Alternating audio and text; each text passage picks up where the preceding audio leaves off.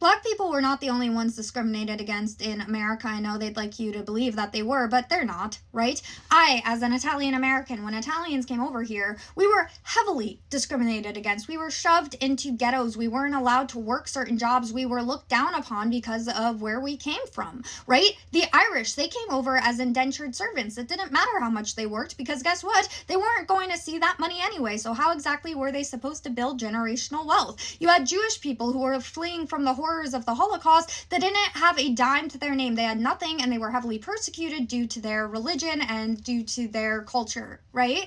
And they figured it out. Each and every single one of those groups was able to figure it out because we put an emphasis on things like education, family, community, making a better life for ourselves rather than just sitting there and crying about the cards that we were dealt.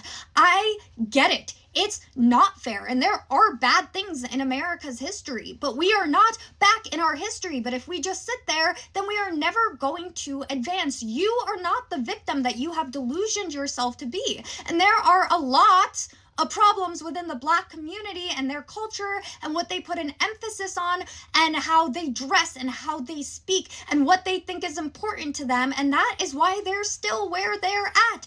And I don't say this out of hate. I say it because they could be so much more and they should be. And I want to see that for them. I want to see this better future for them. But it's going to have to take a lot of self-reflection and accountability in order for them to get there.